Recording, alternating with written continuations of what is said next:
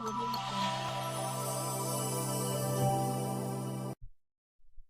alaikum, my dear students. This is Miss Aisha Anwar from Biotic Academy. Hope you people are enjoying the journey of learning with us. Please don't forget to subscribe our channel.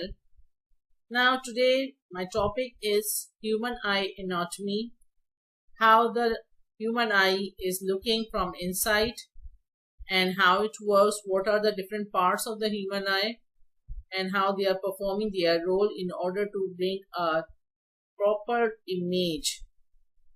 Now here you can see this is basically the anatomy of the human eye from internal side, and if we look the eye from this side, the left hand side, we can see that the beginning of the eye is basically starting from the cornea. That is the first layer. It is also acting as the layer which is acting as a lens to converge the light. Cornea is the first part of the eye and it's a very transparent layer.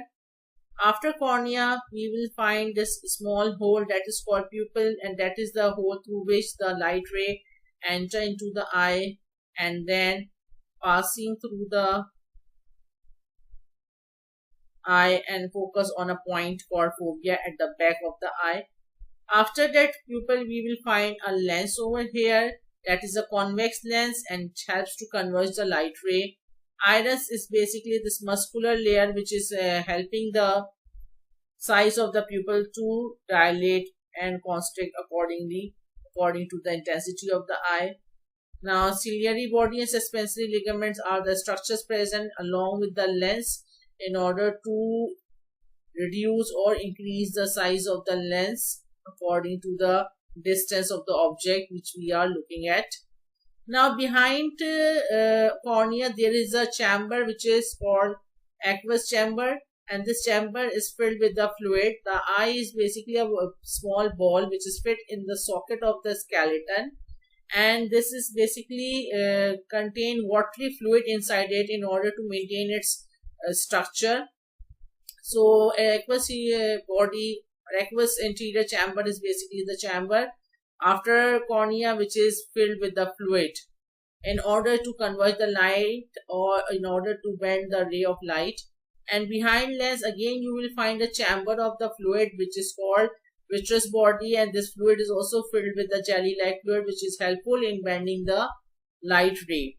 Now if we look at the posterior side of the eye, the inner side of the eye, here you will find three layers: sclera, choroid and retina.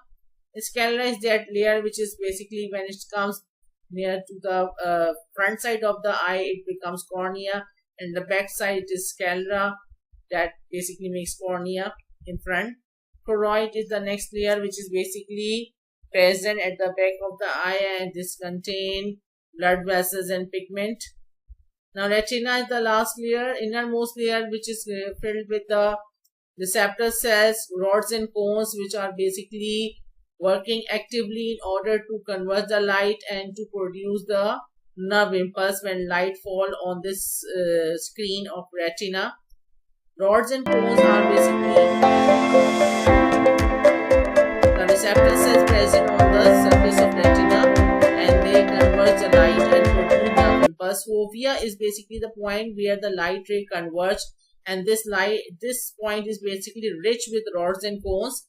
Fovea is basically the point where more rods and cones are present in order to produce a very sharp image of the object we are looking at. Now here you can see the point which is called blind spot. This is the part of the eye from where the blood vessels and the optic nerves are emerging out from the eye, and this is the point where no rods and cones are present. So that is the reason it is considered as blind spot.